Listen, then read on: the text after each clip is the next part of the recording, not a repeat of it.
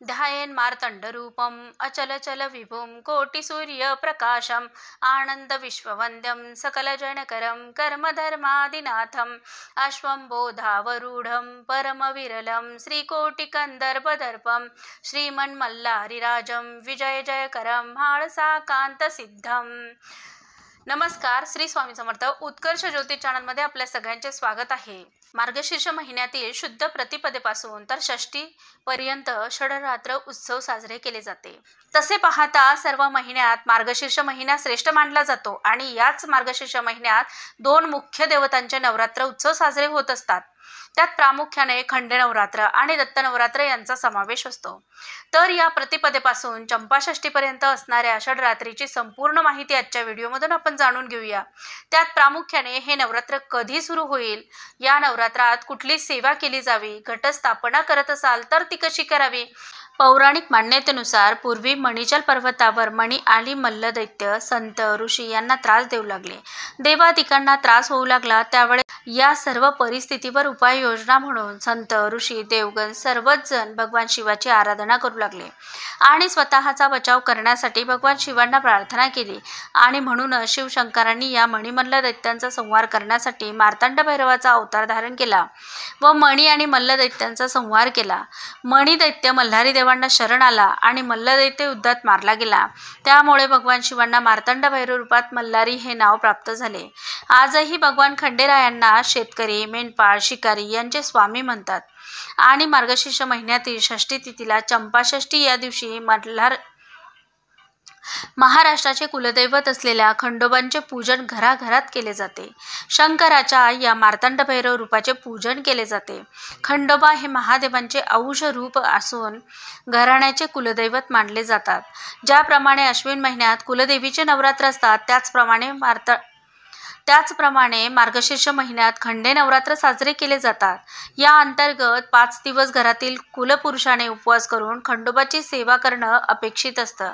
अर्थातच आपल्या कुलदैवताची सेवा आपल्या कुळात, आपल्या घराण्यात केली जाते। यंदा 2024 मध्ये मार्गशीर्ष प्रतिपदा तिथी आहे दिनांक 2 डिसेंबर या दिवशी। अर्थातच 2 डिसेंबर ते चंपाषष्ठी 7 डिसेंबर पर्यंत खंडे नवरात्र असणार आहेत। 2 डिसेंबर या दिवशी खंडोबाच्या टाकाला अभिषेक करून विधिवत पूजन करून घटस्थापना केली जाते।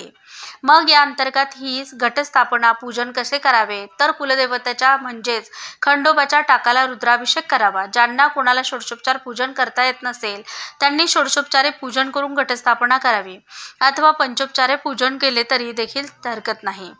देवाला नैवेद्य दाखवावा। काही ठिकाणी पहिल्या दिवशी पूर्णावरणाचा नैवेद्य देखील केला जातो। तेच काही ठिकाणी फक्त गोडाधोडाचा नैवेद्य करून खंडोबाच्या टाकाला घटी बसवले जाते। घटस्थापना करण्यासाठी ज्याप्रमाणे अश्विन नवरात्रात घटस्थापना केली जाते, त्याचप्रमाणे घटस्थापना या खंडे नवरात्रातही केली जाते अथवा ज्याचा जसा कुळाचार असेल त्या पद्धतीने ही घटस्थापना असावी। खंडोबाच्या टाकाला रोज सकाळ संध्याकाळ आरती करावी। दुरूनच भंडारा वाहून टाकाचे पूजन करावे व यथाशक्ती मल्हारी सप्तशती या ग्रंथाचे पाठ करावेत। मल्हारी सप्तशती या ग्रंथाचे पाठ करताना 7, 14, 28 याप्रमाणे करावेत, ज्यामुळे आपल्या कुळाला कुलदैवताचा आशीर्वाद मिळतो। कुलदैवताचा आशीर्वाद ज्या कुटुंबाला असेल त्या कुटुंबात एकोपा राहण्यासाठी मदत होते। त्याचबरोबर या कुटुंबातील ज्या काही समस्या असतील त्या समस्या सुटण्यास मदत होते। मग या समस्या कुठल्या, तर एखाद्या कुटुंबातील मुला-मुलींचे विवाहाचे प्रश्न असतील तर ते सुटण्यास मदत होते। त्याचबरोबर खंडोबा हे दैवत म्हणजेच कुलदैवत हे पालन पोषण करणारे दैवत आहे, म्हणून उपजीविकेचे जे काही प्रश्न असतात, नोकरी व्यवसाय संदर्भातल्या ज्या काही अडचणी असतात, त्या अडचणी सोडवण्यासाठी खंडोबाचे पूजन किंवा कुलदैवताचे पूजन सांगितले जाते। सेवा आराधना सांगितली जाते आणि त्याच माध्यमातून दिंडोरी प्रणीत सेवा मार्गात उपलब्ध असलेला मल्हारी सप्तशती हा ग्रंथ आपल्या उपयोगी येतो, ज्याचे पाठ केल्यामुळे आपल्याला कुलदैवताचा कृपा आशीर्वाद लाभतो। या नवरात्रादरम्यान पंचमी तिथीला अतिशय महत्त्व असून या दिवशी बाजरीचे दिवे बनवले जातात। त्याला नागदिवे असेही म्हटले जाते।